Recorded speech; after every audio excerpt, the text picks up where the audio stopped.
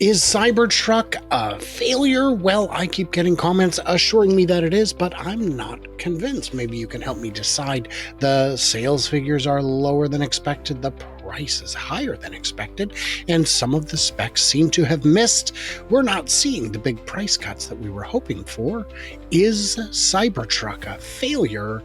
Let's get into it. I'm Brian. Welcome to Futuraza. When the Cybertruck was first unveiled, I had very high hopes, $40,000 for the base. They're going to start with a single motor.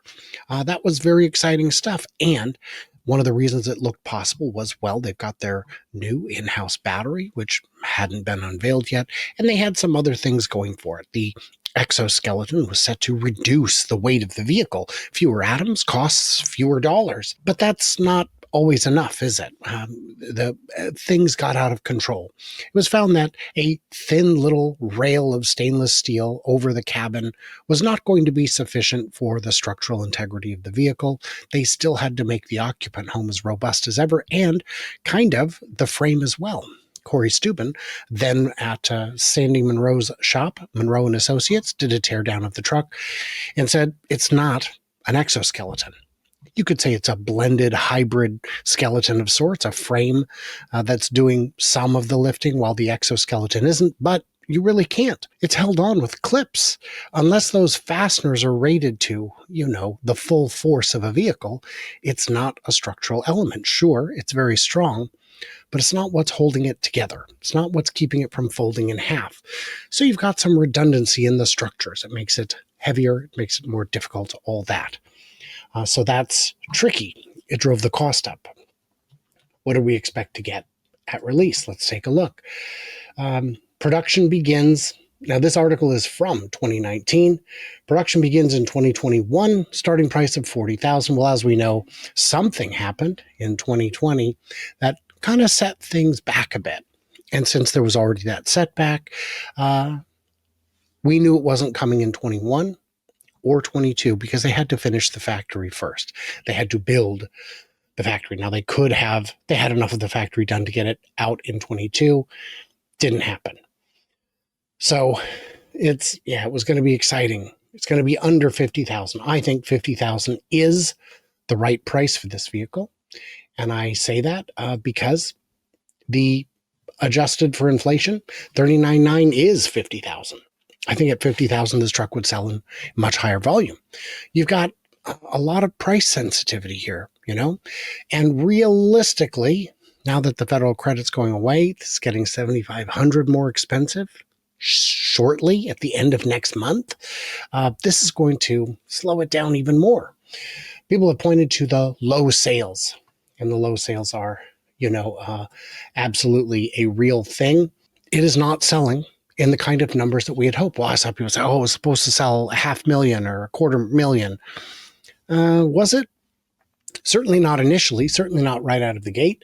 If you look at the installed capacity, 125,000 plus is what they could make. It's not what they do make, it's what they could make. So any number over 125,000, not super realistic. But they're not selling 125,000. They're not selling anywhere close to that. It's been out almost 2 years now. It was the end of 23 when we got that big event, those first deliveries. And so here we got the answer. As of August 3rd, Tesla doesn't break out the exact Cybertruck sales, but we're guessing it's 50,000. I thought I had a chart here. Yeah, 30 at the initial event. 39 to 41,000 based on registration proxies and quarterly other models breakdown for 2024. And then a guess of 6 to 7,000 and 4 to 4,000 for Q1 and 2, and then an extrapolation of that. So that gives you about 50,000. And depending where you live, you might think that number seems very low. I see them everywhere I go. Having traveled the country, I can tell you there's quite a concentration of Cybertrucks along the coasts. Especially if you're in the Bay Area, you're going to see them everywhere. They're thick as flies, which is great, but not so much representative of the market overall around the country. Austin, Texas also has a ton of them. It's a hometown hero. Of course, it's got a bunch of those. So what they need to do for it to Not, and let's talk real quick about the specs. Oh my gosh, I was promised 500 miles of range. It misses on everything. No, it really doesn't. The base model, the rear wheel drive, was only supposed to have 250 miles of range. They don't make a model with only 250 miles of range. So they beat on that. The dual motor was supposed to have a range of, I think, 300 miles. Well, it has that. It has a little bit more than that, depending how you drive. I know on the highways, it can really get thirsty. And if you're towing, it gets thirstier still. Same is true of a gas vehicle. But I know people who tow cross country regularly with all kinds of gear. And you probably know them too. They're all over YouTube and X. And I've met vendors who use it to tow cross country. It's not ideal, but it does work. So I would say on specs, it's not a fail. The 48 volt architecture works. The air suspension works. The bullet resistance in the metal panels works. Don't shoot the windows. It was never touted as bulletproof. Even MSNBC gets it right here when they say it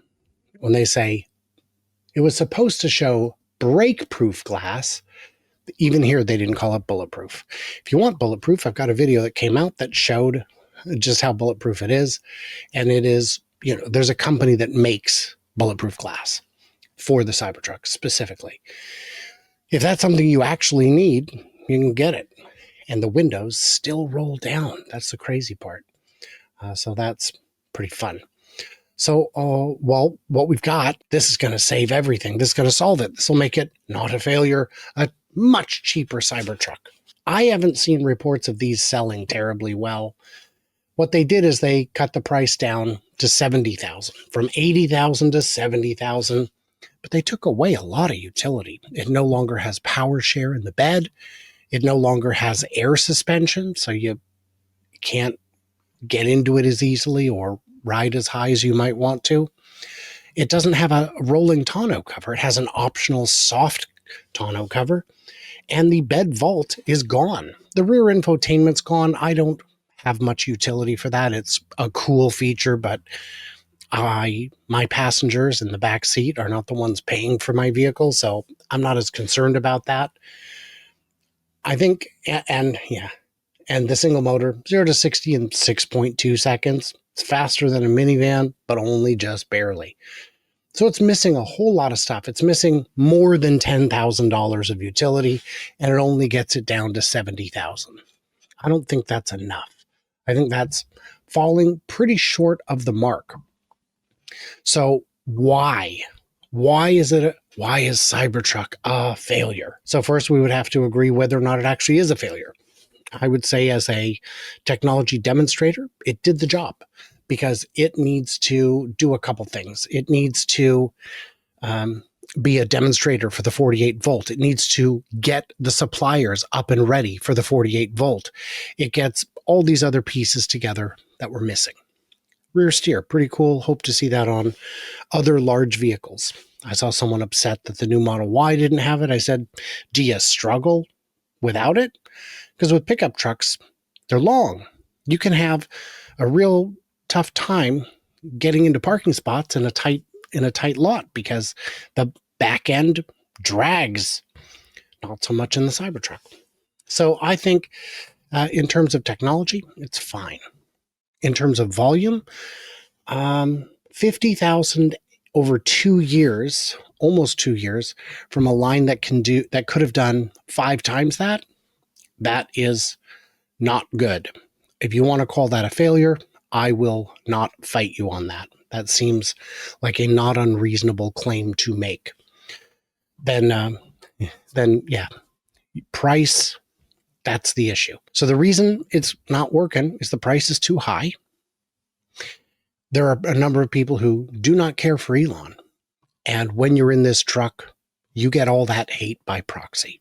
You get to stand in as the Elon in their rage, ignoring that, there's 130, 140,000 people who work there who aren't named Elon. And I know because I've met all of them and can name them. No, I can't do that, but I don't need to. I've met a lot of them and none of them were Elon. I know that much for sure. It's a big company. They do good work. So but all that hate gets channeled. I can tell you driving around in a new Model Y, you don't get the hate. Driving around in a new Model 3, you don't get the hate. Driving around in any of the other Teslas, I've never personally experienced the hate. But every time I'm in a Cybertruck, I get the attention. And I think there's a lot of people who won't buy it, not because they hate Elon, but because they hate the attention. Not everyone wants that. And it's got kind of a reputation. Even before the Elon hate got into high gear, a real concern is this going to be just like the original Hummer, where people just judge you for driving something so absurd? And it does have a real absurd look to it. I get it. I think that's not unfair. So, yeah, I would say if you want to argue that it is a failure, that's fair. If you want to argue that they should have made compact first, I thought we'd settled this. I thought we'd been over this enough times to explain it. Compact could not have come first. Couldn't. If you wanted to do a compact, you said, well, compact, that would have been out 2 years sooner. Yeah, 2 years sooner is 2021. That would have been a bad time to release the car, in part because a high volume car, brand new in 21, where are you going to get the batteries? There would not have been an adequate supply of batteries in the world. Well, yeah, but they could have still sold more. Maybe. But it wouldn't have been enough to satisfy demand. Can't get the batteries, and you certainly couldn't have gotten the 48-volt architecture running. And we know because even though the suppliers had 2 extra years to get up to speed on it, even though they were given a white paper explaining exactly how to make 48-volt materials, supplies, parts, they still were late to the game. They still were a pinch point in the whole thing. It's crazy, right? You'd think they'd have enough time to figure it out. But when Cybertruck first launched, they had a bunch of 12-volt items in there with down regulators to make it actually work, with voltage converters. So it would not have happened. And also the factory wasn't ready. But let's say the day the factory was ready, they started rolling out compacts, they would have stopped almost immediately when they ran out of 48-volt parts and or batteries. And if really the high volume, low cost car is the ultimate goal, why not skip? I mean, sure, skip Cybertruck, but you know what they should have done was skip the Model Y and the 3 and the S and the X. They should just start at the finish line. You guys, these relay races are crazy. Why don't we just start with the last leg? Gotta walk before you can run. That's all I'm saying.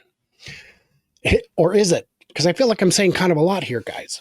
So Cybertruck, I would like to hear from you guys in the comments if you think it's a failure. And if so, why? Because there's plenty of reasons you can pick if you agree with the premise in the first place. And big thanks, of course, to my patrons who help me out, who keep the channel running. I appreciate you guys. You are the reason I'm able to do this, the reason I'm able to go on these adventures, the reason I'm able to do all the fun things that I do, meet the amazing people I do, interview the experts I do. It's a lot of fun. On the calendar, I think I'm going to Ocala for October 12th. I believe there's an event. As soon as I hear confirmation, I will look at getting tickets. And I may be in Chattanooga in March. I haven't decided. That's pretty far to go, so I'm not sure yet. But would love to hear your feedback on those ideas as well. What did I miss? What did I misunderstand? Leave it in the comments below and stay tuned, stay juicy, and I cannot wait to hear from you clever robots on the Flippity Flop.